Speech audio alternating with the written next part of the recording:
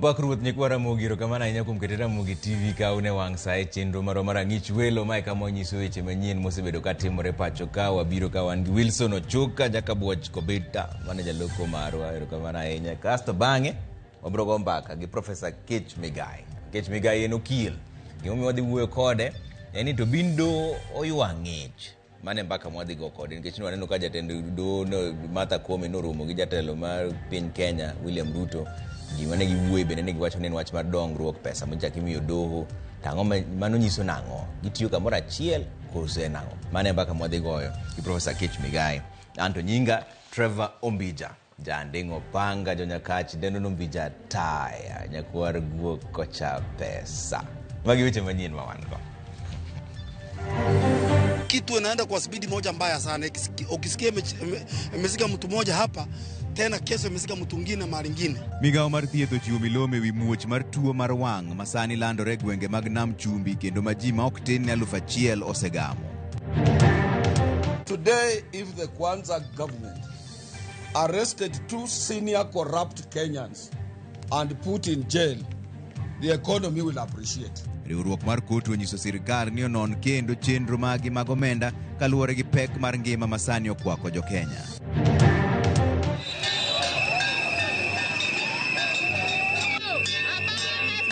We voted Professor Peter Anyang' Nyong'o as our governor, and we didn't vote to Abala Wanga as our city manager. Liet podi chwako ne tend boma ma Kisumo kaka wuono jo ohala no bago ng'anyo ka ywak ni sando gi piny maru.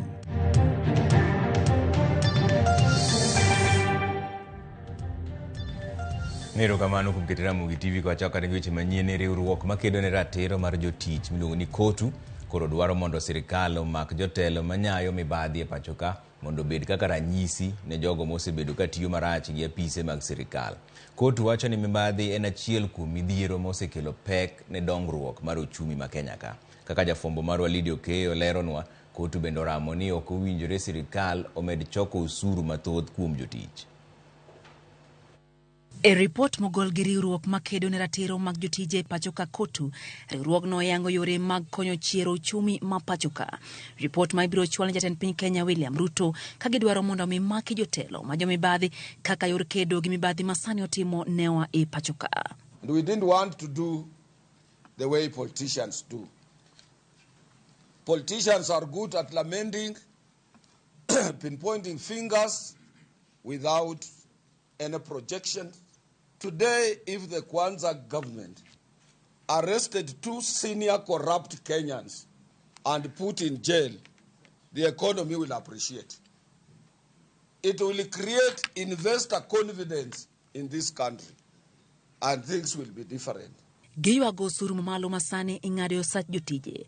Gino magiwacho ni osebedo osigo e gok jotije ma pacho ka.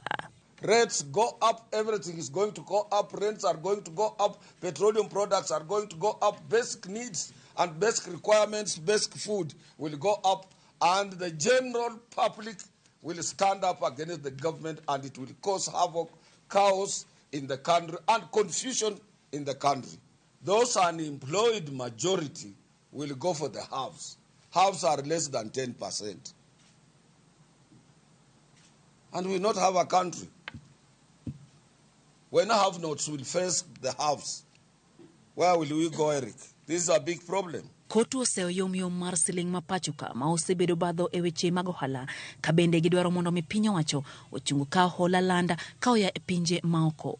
We are asking the governor of the Central Bank of Kenya together with the Honorable Minister in the Treasury, 2 of them, to put a stop on depreciation of a shilling. It doesn't reflect the actual economic activities on the ground. Gidwaro mondo mi piny owacho ti kanyakla gi bede migepe mamoko mar bero ngima jo Kenya ka bende giywago dar mar kembe ka wuok e pacho ka kaluwore gi medruok mar osuru. The few employers or investors in our manufacturing area are already reallocating because of the problems we are having. Where are we going to employ our young men and women? E kinde mokalo, jagoro maduong' mar kotu Francis Atuoli osebedo katiyo machiegni gi piny owacho. Kata kamano, chalo kagima koro tanga oloko. Riwruogno bende koro riwo duonde gi oganda Jo-Kenya mamoko e kwedo pek mar ngima ma koro bembo oganda Jo-Kenya. Lydia Okeyo, Ramogi TV, Nairobi. Ogai mar ODM Raila Odinga oseyo chenro mar jatend piny Kenya William Ruto mar manyo ne Jo-Kenya tije pinje maoko. Kane olose e kaunti ma Kilifi e kinde nyasi mar ndiko jokanyo manyien mag ODM e kaunti no, Raila wacho ni en tij jatend piny mar chuogo thuolo mag tije ne Jo-Kenya pacho kae, ma ok pinje maoko. Chris Owino nigi ler mar wachni. Ogai mar ODM Raila Odinga otero siasa mag machungwa e kaunti ma Kilifi, kama ne omako amen kod jatend piny William Ruto e wi chenro mare mar manyo ne Jo-Kenya tije e pinje maoko. Kata odoko ni Ruto osebedo kasungo chenro makamano kaka yo mar duoko piny nok mar tije e kind rowere e pacho kae, Raila wacho ni ok en tich mar jatend piny mar miyo Jo-Kenya tije e pinje maoko. Kazi ya nje, kila Mkenya ambaye ana uwezo anaweza kwenda kujitafutia, sio kazi ya serikali. Responsibility of the government is to create jobs within the country, not to look for jobs outside the country. Raila neno chenro makamano kod wang' mopogore ka opime kod chenro madhi loko Jo-Kenya wasumbni e pinje maoko. Hii ni kusema unataka kutuma Wakenya kwa utumwa. Kazi ya nje, kila Mkenya ambaye ana uwezo anaweza kwenda kujitafutia, sio kazi ya serikali. Responsibility of the government is to create jobs within the country, not to look for jobs outside the country. Siasa mag ywaruok e kind bede sirikal bende odhi nyime e kinde ma Raila oseyo piny owacho mar Kenya Kwanza kuom mako mafuanda tend od bura mamalo. Ne oseyo okang' mar spika mar od bura kaachiel gi Senate mar dhi e kar jot maduong' ma jatend piny e kinde ma jatend piny keto koko e paro mar chik ka owacho ni ma en ataro mar katiba. These days we've seen the Speaker of the Senate and the National Assembly going to the State House to stand there witnessing the President signing the bill.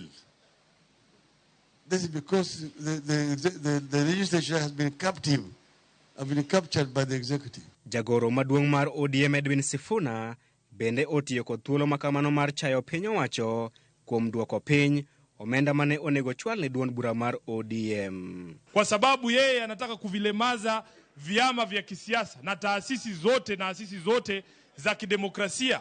Alipeleka mswada bungeni wakanyoa shilingi milioni 800 kutoka kwa ile bilioni 1.4.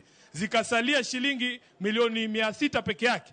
Eti zigawanye kwa vyama 48 ambavyo vilikuwa kupata fedha hizo. Sifuna lieko ni ma en chenro mar sirikal mar mbeko duond bura mar ODM e chenro mare mar keto piny owacho e koke.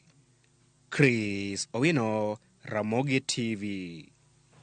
Achije aboro moting'o jotich e wath ma Mombasa Kenya Ports Authority ochwale do ma Mombasa kumodonjnegi kod ketho 10 mag mibadhi mar omenda maromo milion 62. Achije go nochwale nyim jang'ad bura Alex Idhuku. Kata kamano gikwedo ketho duto 10 mayango ni negitimo e kind tarik 1 dwe mar Ang'wen higa mar 2014 kod tarik 6 dwe mar 10 higa mar 2015. Achije go e bwo okil margi Jared Magolo okwayo do mondo wegi kod rambun ma ok oweyo siling 50,000 kolero ni gin jo ma ong'ere kendo kuma gidhi ringe ma gidhi e bende onge.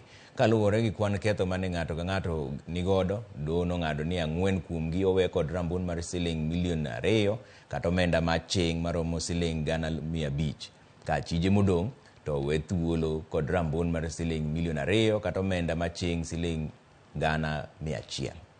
With intent to defraud, jointly obtained from the Kenya Port Authority an award for the tender number KPA/36/2014-2015/CE valued at Kenya shillings 62,732,772 by falsely pretending to operate a business entity fraudulently registered under your access to government procurement opportunities in brackets AGPO, a fact you knew or being believed to be false. Is it true or not true, Robert? Is it true or not true, Id Arube?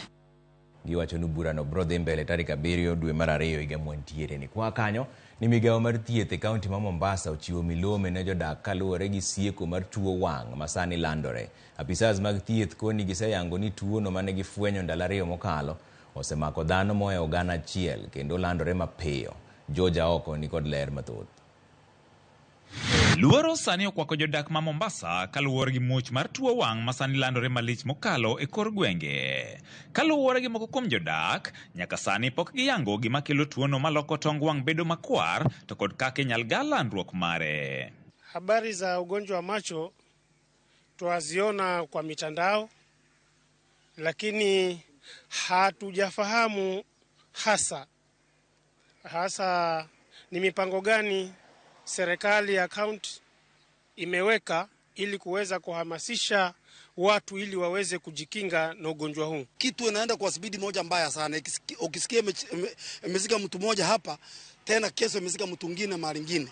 Kwa hivyo hatujui ikiingia mashule, ikiingia makanisa, ikiingia bali watu wanakaa masoko huku, itakuwa vipi? Gikoni nyaka sani pok gineno kang' mora mora moketi gi tend kaunti mar chiwo lere wi tuono mamako nyithindo kaachiel kod joma dongo. Inastahili kuwe kuna sehemu ambazo zimewekwa mahususi kwa watu, edha kunawa mikono ama watu wawe pia wanajikinga kusalimiana kwa mikono. Lakini tunaona mambo yanaendelea kawaida, watu wanasalimiana. Sisi kama Wakenya wengi hatuna ufahamu. Ni kitu inaweza kawa inaweza kuwa inamalizwa kama tungepata ufahamu. Kama hiyo maji, bengine kuna dawa inatakana uweke kama protection, so that watu waambiwe ni dawa gani, watoto wasiumie ama kina mama ama watu wote kwa jumla. Kata kamano, apisa maduong' e migawo mar thieth Mombasa koni gidhi nyime kod chenro mar chiwo ler na jopiny ewi wach tuono. Awareness imefanywa tayari. Sisi ndio watu wa kwanza ku make hiyo information public. Tukatumana circulars kwa all the sub counties kuonyesha kwamba kuna ugonjwa ambao notice. Wakati wakifanya reporting yao wakatuonyesha kwamba kuna significant increases. Ranyisi mag tuono mar wang' en wang' bedo makwar kendo mailo, bedo mokuot, luoro ler mathoth, ololo marachar kod maratong' chokore wang', wang' neno mamirimiri kaachiel kod bedo gi rem. Ma timore bang' piny libamba ma Tanzania bede golo siem ne joge kod chiwo yore mag gae bang' tuono muoche pinyno mar Tanzania. And it is just basic hand hygiene practices that we need to wash our hands properly. We need to avoid contacts with surfaces that are maybe infected. We need to avoid use of sharing of towels and beddings, just to make sure that whoever is affected needs to go to the nearest facility. George Aoko, Ramogi TV, Mombasa. Migawo mar thieth ochako okang' mar 2 mar chwalo nede mag geng'o suna e counties 22 ma tuo malaria landore e pacho ka India. Maromo nede milion 15.2 igeto chwal e counties gi ma oting'o counties ma kaluo duto. Judith Omondi ni kod ler. Dweche bang' mibadhi mar nede mako riwruoge moko mag thieth e pacho ka ahinya to KEMSA kod migawo mar thieth, winjruok gikone obedie kendo kambi mar Global Fund e riwruok kod migawo mar thieth chako chenro mar chwalo nede mag suna e counties 22 manie gwenge ma malaria ng'enye. Chenro ni ne oketi ayanga e kaunti ma Homa Bay mar 12 higa ma okalo. Kata kamano, thoth counties chako chwalo nede e ute chakre kawuono tarik 24. Nede duto ma ichano chwal gin milion 15.3. Idhi chwal gi e counties kaluwore gi kaka oketigi e grube 5 ma opogore opogore. Counties ma oketi okang' ma okwongo gin Kisumu ma dhi yudo nede 850, Siaya, Busia, Migori, Kisii kod Nyamira. Okang' mar 2 oriwo counties 6 ma gin Lamu, Kilifi, Tana River, Kwale, Taita Taveta kod Mombasa. Okang' mar 3 gin Bungoma, Kakamega, Vihiga kod Homa Bay. Mar 4 en West Pokot, Turkana kod Trans Nzoia. Ka okang' ma ogik to ting'o counties ma Narok, Baringo kod Kirinyaga. Nedege ibiro chwali e counties e thuolo ma opogore opogore kaluwore gi okenge ma opogie. Dweni nyaka dwe mar 2 counties 6 mokwongo biro chako. Chenro mar chwalo nede ne counties ne ochakore higa mar 2006 kendo lipot yango ni nyaka sani kwan mar ji mayudo malaria osedok piny kod 2%. E higa mar 2022 ji maromo milion 6.7 ne oyudore kod tuo mar malaria ka ji 4,000 ne owito ngimagi. Judith Omondi, Ramogi TV. kedo kod landruok mar kute mag ayaki kuom nyithindo koro nyalo biro bedo mayot bang' riwruok mar Center for Disease Control chiwo masin mapimo kute mag ayaki e yo mapiyo. Masindego ma nengogi romo milion 100 oket e kaunti ma Migori mondo jiwe lwenj kedo gi landruok mar kute mag ayaki. Riwruok ma United Nations Joint Program on HIV/AIDS mabende ong'ere kod nying machuok kaka UNAIDS gero ni 95% mag jogo eko mantie kod kutego mag ayaki oyangi e piny duto. 95% ma oyudo kutego mag ayaki bende oketi e thieth, ka bende 95% mag mago eko ma oseketi e thieth bende koro duok piny teko ma kutego mag ayaki e dendgi kod 95% ka oromo higa mar 2025. Kaunti ma Migori men achiel kuom kauntis ma kwan jogo eko modak kod kutego mag ayaki ni malo e piny Kenya nitiere ng'wech mar chopo dwaroni. We stand at 9.7% in terms of prevalence rate. The only challenge mane wan go en mar viral suppression, ma en the third 95, manyocha wan around 86%. To koro wamor nikech machine osebiro wan gadiera mar reaching 95% mar viral suppression nikech nyaka sani maloyo ji 80,000 odak kod kutego mag ayaki e kaunti ma Migori, ka kwan rawere mag kutego mag ayaki bende osemedore. Onge mar masinde malong'o manyalo pimo kutego mag ayaki, to ahinya kuom nyithindo osebiro ka thiro lekne kuom higni mathoth. Pid kit ok watigo ir nyithindo nikech ok okonywa ng'eyo ka nyathi ogamo kute mag ayaki ahinya ka kuom min-gi. Koro wagombo mondo watim gimiluongo ni early infant diagnosis. Wadiagnose gi mapiyo manyalore, waketgi e thieth mapiyo manyalore. Kata kamano, geno ma chopo lekni ma UNAIDS koro nitiere bang' kaunti ma Migori yudo masin ma ong'ere kaka molecular machine ma nengone loyo milion 100 ma ochiw kod riwruogno mar Center for Disease Control. Wasebedo ka watero remb jotuowa dala mar Eldoret, Ampath, kama wasebedo kipimo gie. Watiyo gi siling 50,000 e wik ka wik.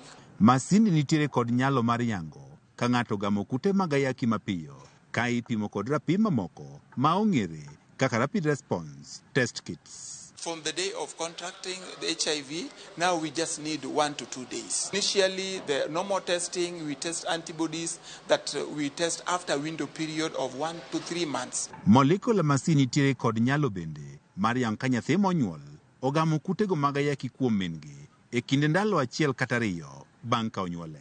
Nyathi monyuol mathin ma jandalo achiel kata man-gi mapoko gi gik dweche 18 pod onge antibodies mage. Otiyo kod antibodies mano okawo kuom min-gi e ndalo mane ne ang'owa e min-gi. Matiende ni kipime gi ma ka min-gi cha ne nigi kute mag ayaki to biro nyiso ni en gi ayaki, kudi ma en gono mano kudi mar min-gi, ok en ang'owa, ok en kudi mare. Koro ka watiyo gi early infant diagnosis ma en opimo gimoluongo ni DNA mar kute. Koro endo obiro yango ni DNA ni adieri ma nikech ogole e remo ma en DNA kute mar ang'owa mar ayaki ma nyathini ang'owa nyathini onyuol gi ayaki. To ko onge go bende odhi golo ang'owa onge gi ayaki. Ng'ato ng'iyo chalne ma kute mag ayaki en okang' mokwongo mar kedo kod kutego mag ayaki. E kinde mokalo oganda ne rito mathoth kapok ging'iyo chalgi ka bende masinde ariyogi ma oting'o Cobas 6,800 kaachiel kod Alinity koro dhi konyo oganda mar ng'iyo chalgi mar kutego mag ayaki e kinde mar ndalo 2. George Juma, Ramogi TV, Migori. Wadhi yue moro machuok kudogo pod wan giche manyien mobro kelo iru ka wang'ie ne mbui wa kano wacho nang'o. Nyango Vincent, Mr. Nyango mar Nyabola gi mama Alice and the entire family wacho ni Ramogi ma ende Vin ko Nyango nyakwar Jasirimo Janyabola, professional welder up to TIG and underwater, watching live from Kajiado West Room 3. We are glad. So, we wacho ni greet Mr. Nyango mar Nyabola gi mam Alice and the entire family. Rakawana enya kumote maru. Jacob Sule, en ma Jacob Marka Julu ngade, Trevor Neni Maler kan kod baba na Jacob Nia Sule, Griffins kod Simon ka wan tiere dala, ka wan tiere Moi Eldoret ka endi. Ma endi Denish Aoro wacho ni Trevor Ramogi ler kendo wamor wakaneno chenro mag Ramogi mabiro duto te. Okay, Morris nowacho ni gin Kajulu, ok Eldoret. Kamanya inya watching live from Nandi County, my last born Washosh. Erika Weche. Kamana inya Ramogi TV lere gweng makalo leni Nairobi Kamos na jaka buoch Karading ongadi school kotel ne gi Weche Ligala. Kodo buola Ligala. Kamana inya nendo aria deka uchiel no ka endi Ramogi TV Trevor piny Texani kendo January kende ringo ka gacho kolo. Apuoyo kang mar Francis Atuoli okao mar goyo dhoge piny ne jopiny owacho. Denda ema bet late matien no siepa ma Otis tenga oganyo mar Rapogi Kanyamkago kaendi. Otis walemo ni mondo bi yud chango mapiyo. Kamana inye ne janeno maro mar Ramogi ma yange kabisa. Lydia Nyasega kaumos Moambita watini na Alan Tindi wuod Kanyada. Nyalkinyi kan Mbita Town Ramogi TV yudore maler Mbita Town kaendi nyaka Chula Rusenga. Okay. Watini mos ne mama ne Mary Tindi. Kamana inya wadhi yuma chuko dogor podon weche manyien mobro kelo iruka kikedhi mabor ahinya.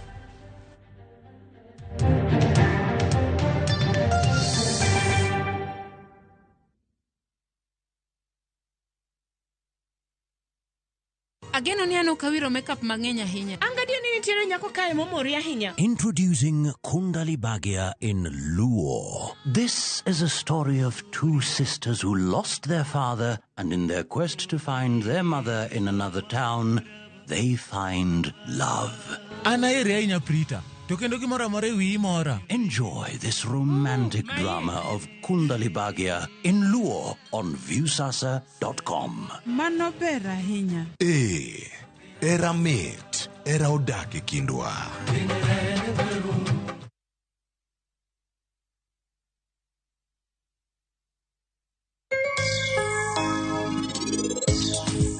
Ido machunga onge season mare. Machunga kama ipono. Tomatindo giboseikre. Sama magi bichiek moko digolo kendo ibiro neno kochako flower. So bende maendi in 2 weeks time ibiro neno kakoro kendo chako flower. Kapok idonjo pith mar olemo nyaka ichung jamni. Nikech ka jamni ochako kata kong'ado wiye to miyo ok onyal timo maber. Obiro dongo kothirno. Mochungo luoro buya. Koro nyaka ido tiende maber.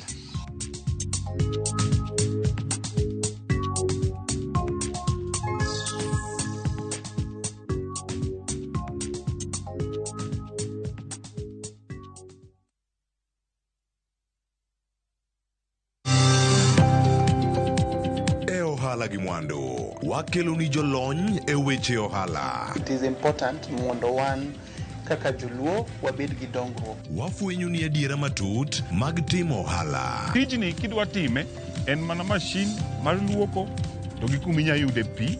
Wawuoyo e wi yore makare mag timo ohala. Kisechopo level mabedo brand ono bende gimoro amora mitimo en gima timo ang'o makelo pesa. Wakonyi dongo ohandi ka wamiyi yore mag kano mwandu. Investment group kawache mana gi nyinge no en choko pesa kasto ikete kamoro kasto golo nyinyo mabiro konyi e kinde mabiro. Omiyo wakwayo ni ji duto ket pesa gi e savings mondo wapuonji kaka gibiro tiyo kodo. Riwri kodwa chieng' tich ang'wen saa 1:45 otieno mana e Ramogi TV.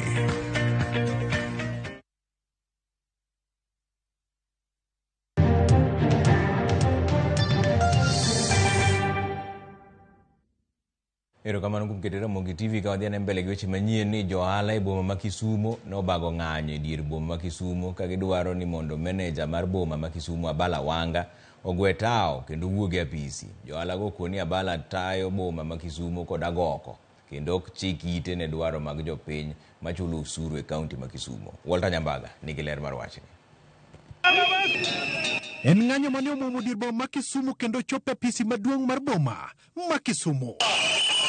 Kama jong'anyo bura ne ni kod mawu mager mar thulo oko meneja mar boma ma Kisumo Abala Wanga ka gitude kota e boma no yora Thalala kod tok Moruodho. We are here to assert that we voted Professor Peter Anyang Nyongo as our governor, and we didn't vote to Abala Wanga as our city manager. We are asking Governor, calm down to your people, talk to your people, engage your people. Let the arrogance in Abala Wanga, let the arrogance hooligans in Abalawanga not hinder you from meeting your people. Let the heartless in Abalawanga not hinder you from meeting your people. Ng'anyo mane ometni kagidina paya kod majo bel kendo gifweko jatelno nyaka pisi ma City Hall e kinde ma jo ala mag chumbo Joanda Swekra mago ma uso lembe mag teko e kaka foto bende owuok kalero ni kata doko ne gichulo osuru ne Tent County ma Kisumu to Abalawanga okosemiyo gibedo kod lwasi makare mar mongo bede boma. We as the matatu operators, we are not against any plan that is being planned for the Kisumu city. The only thing that we are requesting is to put us in streamline whenever you are planning anything in terms of rearranging the city. The investment that we have is more than 4 million. One matatu goes for only 4 million. And if this cannot be respected by the county government of Kisumu, surely, when will they respect the business people? Giko ni gavana ma Kisumu Ngire Peter Nyang'nyong'o mondo wuog oko mar winjo ywakgi e wi muko mag ute kod daro jo alaibo ma Kisumu. We have done a petition to your office today and we are going to do more as a business community. E dwoko mare gi Tent County ma Kisumu yango ni gavana Nerik onge pisi kinde mano chwalne ngur makamano. Kata kamano, osemiye ler kendo luwo wachno kapok ochiwo ler makare e wi ywak ma opedhne. Magi timore Mandela chiel bang' jaked ne ratiro mar oganda Udi Ogada chwalo ng'ur mare ne duol mar EACC to kodok wach kich mondo thich oko meneja mar boma ma Kisumu e apisi. Andiko petition ne EACC Administrative Justice. Abalawanga bende igeno ni biro dhi chiwo ler ma korka kore e wi ng'ur mosewuok go. Walter Nyambaga, Ramogi TV. Johala kod jodak ma Kado e sub-county ma Seme, county ma Kisumu ywak e wi arita ma giwacho ni orochore e alworano. Johala go ywak ni kethruok mar teyni osekelo mudho kendo miyo jonjore koro kawo thuolono mar monjo jopiny. Millicent Adhiambo miyo walera. E chiro ma Kado mayudore sub-county ma Seme e county ma Kisumu koro uso dok e piny kaluwore kod maundu mopogore masani ogotach kanyo gino makoro miyo johala luoro. En kuo maonge ywe e chiro kae taya mano kelwa gi rangumani en ok liel wasego uwi manyaka nicho wachak go uwi anyang' nyong'o mondo parwa e wach taya ma e chiro kar kae ndigo to kiomo ka gimikano gik moko e chiro kae to kiduogo ni kinyo kiyud rei kinyo kiyud rabolo kinyo kiyud wiu kinyo kiyud rabuon wadwa dak e chiro Kado kae nang'o nyocha ka otong' ng'ato kar kae ndigo igoi tima isimu nikech security ma kae ndigo rach wan gi lam maber kae ndigo monego beni gik moko donjonwa kae to ok nyal donjo kae nikech kuoma e chiro Kado ka oromowa e chiro kae. Wasebedo gi instances mag jomoko mapamo joma mine go panga gipamo joma chuo go panga bende ka gimayo gi shopping magitimo. The latest incidents notimore barely a week ago ka kijana moro ma pikone within the Kado premises ma pikono dhi nyaka sani pok wayudo gi ji adek manoting'o panga. Waloro saa 2 saa 1 ji dhi e udi ng'wech to saa odhiambono bende kore ka chiro chakore tiyudo ni koro ji lorowa. Koro gima nyalo kwayo county government ni ging'eye ni Kado bende en mana chiro kendo ji chule osuru. Anyang' nyong'o ne wagoni kura to kura mwagoni ne ok wagoni mondo negwa e Kado ka wadwaro ni mondo Kado obed Kado marieny mana kaka Kisumu rieny. Giyango ni sani en higa achiel ka gisebedo ka gichwalo kwayo ne sirikal e yor andika mondo konyi kod loso taya mong'ere kaka floodlights to chal ka gima kwayo gigore Luanda. Wasendiko barupe wasewuoyo gi officers gi to duoko mwayudo e nani gitimo procurement. Gibono mar weyo solo osuru chakre tarik 1 dwe manyien igani ponono sirikal ok obiro winjo ywakgi. Nikech jo-Kado go bende gin jochulo osuru kaka joma moko ok wabuchulo osuru nyaka taya ma Kado losi. Johala go koro geno yudo kony mapiyo mar taya kata floodlights kowuok kuom sirikal mondo weche njore odog piny kendo handgi owe duono. Millicent Adhiambo, Ramogi TV, Kado, Kisumu County.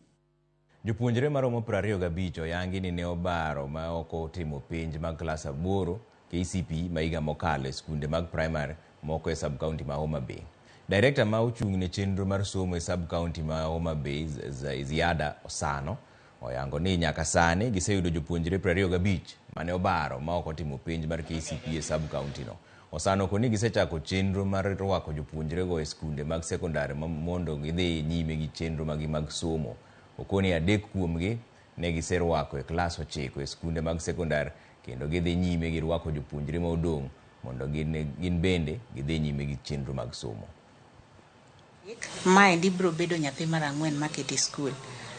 Kuom adek gi, 2 ne tuo sama nitimo penj, 1 to nobedo gi domestic issues. Madala ne nitiere koko, maka ne odong' ndalo moko matin titimo penj to noringo mowuok dala. List man go ma nyithindo manoko timo penj oromo nyithindo 25. Koro nyo warito direction, jatend somo maduong' nyicho wacho ni nyithindo manoko timo penj go nyalo bedo gi opportunity mondo donje form 1. Ka gichope form 3 gibiro timo penj miluongo ni qualifying test ma is equivalent to KCPE. Koro qualifying test ni ema bro miyo gi opportunity mondo gisweke class 12 mondo gitim penj mar form 4.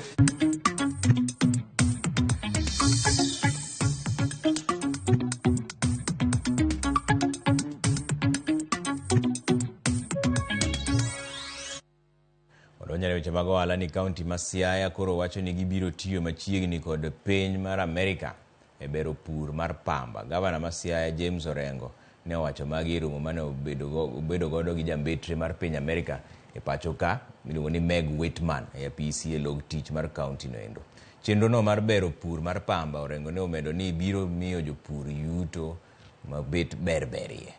Whitman ne olimo Siaya kama bende limbe mare otere kar thieth ma matibabu mantiere Kwala e sub-county ma Ugenya. So you understand better? I do understand.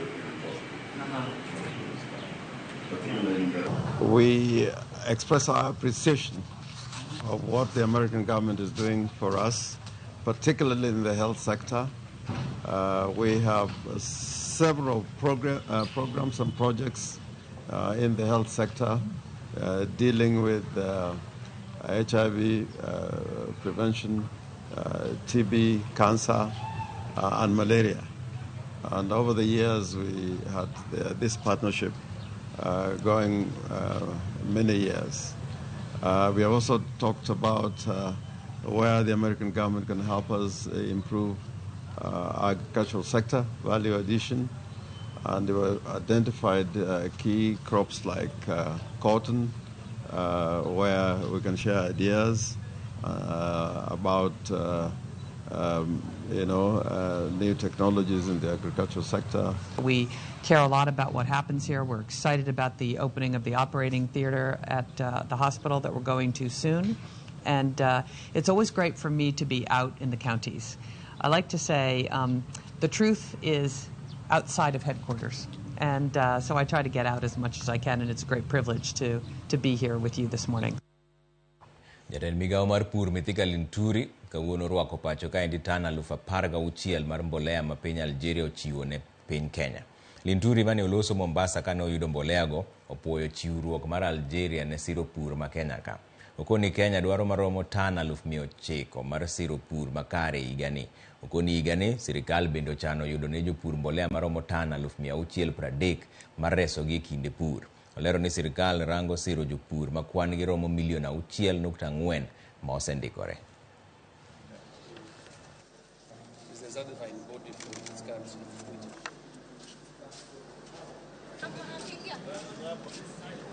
With the aim of helping Kenya's farmers increase their productivity to meet the country's full self-sufficiency needs and to assure the food security. We therefore hope that that partnership will continue and that the fertilizer has come at the right time because the planting season is just coming next month.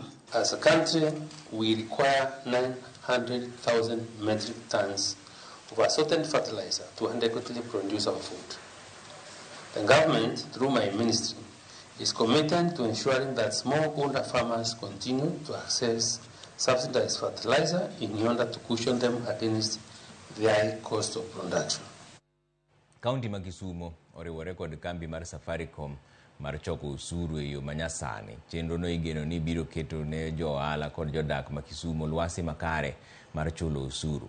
Kane gitwak kod Ramogi TV, gavana ma Kisumo Anyang' Nyong'o no sani wacho ni gisedino rode ne weche mag mibadhi kod kuo mar omenda. Wach mane osir kod jatelo mar ohala e kambi mar Safaricom Cynthia Kropak. Kaluwore kod nonro mosebedo ka igolo kod apisi mar janon buge mar omenda mag piny owacho, rode makelo lal mag omenda e kinde choko usuru mag counties gin moko kuom gigo mamiyo counties omenda gi lal peyo kendo tamogi chopo e geta margi. This is bringing a Kenyan-made, locally made solution that is helping counties address a challenging issue in collecting unstructured revenues.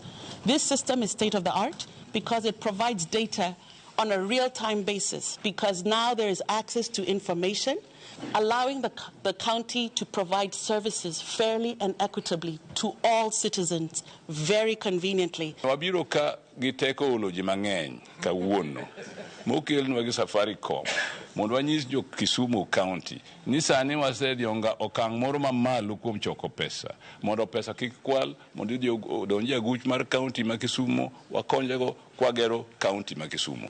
Gini osenyisowa jowagi watere fil ni choko pesa koduogo ka giduogo to giduogo sing moko matin to wang'eni gichoko mang'eny moingo kanyo. Sani wan gi turbim ma kata ka noteri ni di Kibuye ni di choko pesa to wang'i to wayudo ni madho kong'o airport kucha wagoli e tich mara moja ama sivyo.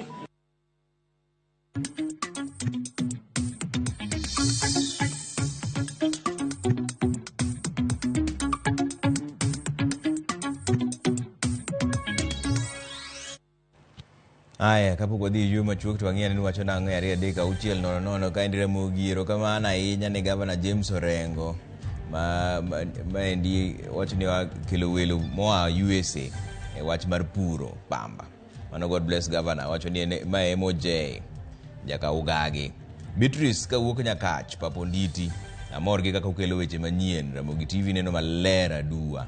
Erokamano ahinya. Ramogi TV ma Baba Twins mar Onjinyo. Sirikal onego rang nyithindo mapok odonjo e sikul mondo konygi gidhi e sikul. Erokamano ahinya.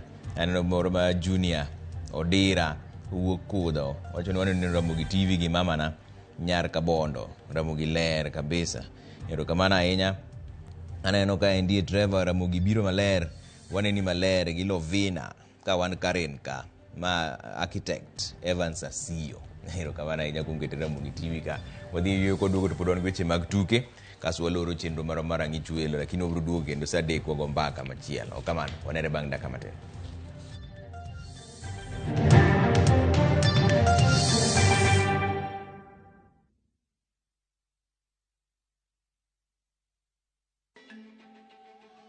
Who is a true partner? They go out of their way to help you. They do not hesitate to go the extra mile. And they're always there standing beside you. They step in when you need them the most. Because a true partner is a partner kwa ground. KCB Bank.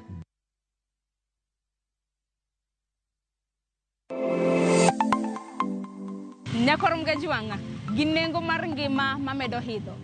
Beningeni pok mari, nyalo kelo ni yuto mari. Talent ni no nyaka isweti. Ok ni en talent ni koro irie tiendi ni talent koro biro, no. Ng'ato ka ng'ato nitere gi pok mare mana Nyasaye omiye. Iyudo ka kata mana nyuola kwiri ni kik idhi nyis ji, to kokinyiso ji, ng'ama biro ng'eyo onge. Chieng' tich ang'wen chakre saa 2:30 nyaka saa 3 mar okinyi. Mar mondo mi wamiyi jiep makare kalure kod pok ma bende intiere godo. Omiyo tudri kod an Sharon Ong'ao. Chieng' tich ang'wen chakre saa 2:30 nyaka saa 3 mar okinyi e TV mar Ramogi. Kwakelo ni chenro mano mar pok opogore.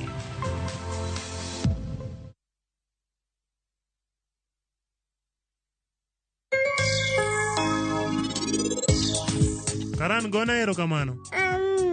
But why? Dong karan bende en nyathina.